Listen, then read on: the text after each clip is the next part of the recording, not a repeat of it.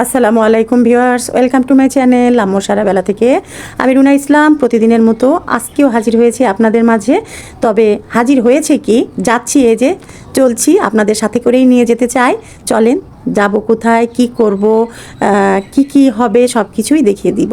তো এই তো একটা টমটম ভাড়া করেছি, যাওয়া এবং আসা, মাঝখানে 2-3 ঘন্টার মতো ওয়েটও করতে হবে। সব কিছু মিলিয়ে 500 টাকা দিয়ে আমরা একটা টমটম গাড়ি মানে রিক্সা রিজার্ভ করেছি।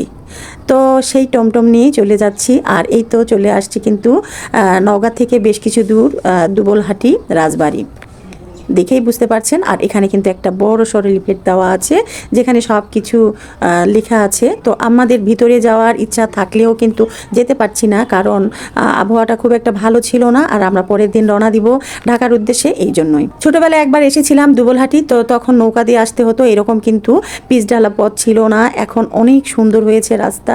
আর দেখতেই পাচ্ছেন পানি আর আকাশ দুইটা মিলে একাকার।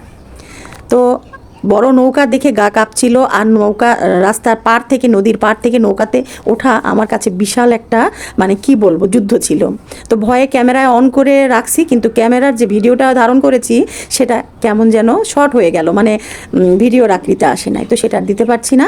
তো নৌকাতে বসার পরে একটু শান্ত হয়ে তারপরে বাকি ভিডিওটা দিচ্ছি। তো এই তো হাত ছোঁয়াতে চাচ্ছি পানিতে, কিন্তু আমাদের নৌকাটা ছিল বিশাল বড়। আর বর্ষা যেহেতু, বৃষ্টি একটু পরপর আসছে, তাই একটা ছোঁয়ালা বড় সড়ো নৌকায় নেওয়া হয়েছে। নৌকাতে উঠবো, কিন্তু পানি দেখেও ভয় পাই। সাঁতার কিন্তু জানি, কিন্তু এত পানি দেখে তো আর অভ্যাস নেই। মাঝে মাঝে বছরে একবার সমুদ্রের কাছে যাওয়া, নদীর কাছে যাওয়া, সেটা তো আর ভয় ভাঙানোর কিছু নাই। আর এইরকম বিলের পানি, শুনলাম মাঝি ভাইদের কাছ থেকে যে এই বিলেই নাকি আবার কয়েকদিন পর শীতের সিজনে ধান হবে। তো ব্যাপারটা কেমন বলেন? পানি কি দেখেছেন? মনে হচ্ছে অকুল দরিয়া। তো পানিটা এত স্বচ্ছ আর টলটলে, কি আর বলবো। কালীতলা থেকে পাটালির মোড় হয়ে একটা রাস্তা চলে গিয়েছে দুবলহাটির উপর দিয়ে, তারপরে দুবলহাটি ক্রস করে আর মনে হয় 20 মিনিটের রাস্তা, তারপরেই চলে এসেছি এই হাসাইগাড়ি বিল। তো যেটা আশেপাশে আরও মানে গ্রাম আছে, শিকারপুর আছে, আরও কি কি আছে এতটা অবশ্য জানা নেই। তো এই যে নৌকার সামনে এবং পিছনে যে ছবি তুলবো বা ভিডিও করব অনেক শখই ছিল, কিছু কিছু করেওছি। সেটাও হাজব্যান্ডের মানে সাহায্য নিয়ে। একা একা যে দাঁড়িয়ে থেকে নৌকার উপরে ভিডিও করার মতো সাহস আমার হয়ে ওঠে নাই, বলতে পারেন ভীতু। তবে কি, এরই মাঝে কিন্তু বৃষ্টি এসেছে, অনেক বৃষ্টি।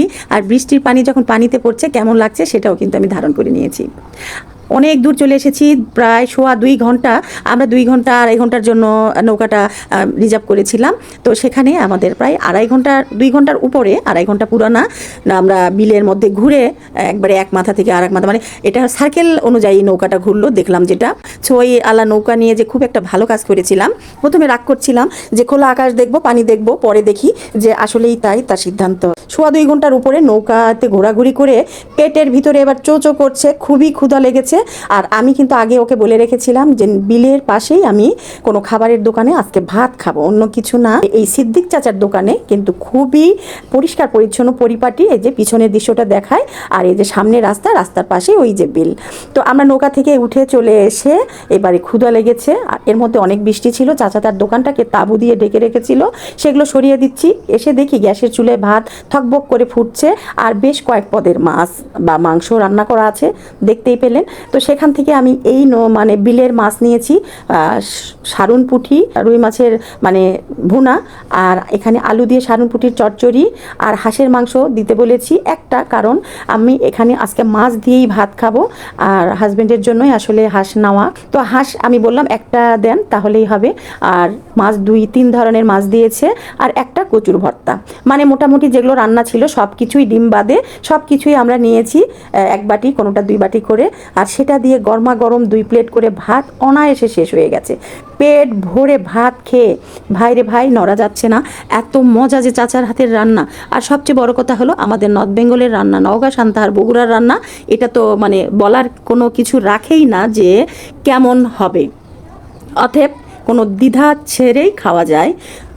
পেটটা ভর্তি করে খেয়ে দিয়ে এখানেই শেষ না, এর পাশ দিয়ে যত দোকানপাট ছিল, কোনোটাতে আচার ছিল, কোনোটাতে আমরা, কোনোটাতে পেয়ারা মাখা, কোনোটাতে চটপটি ফুচকা। তবে চটপটি ফুচকা খাওয়ার মতো পজিশন আর নেই, পেটে জায়গাও নেই। তবে আচার নিয়েছিলাম বেশ কয়েক পদের, আর এর মাঝে আমার ভিডিও করার কোনো শক্তিই ছিল না।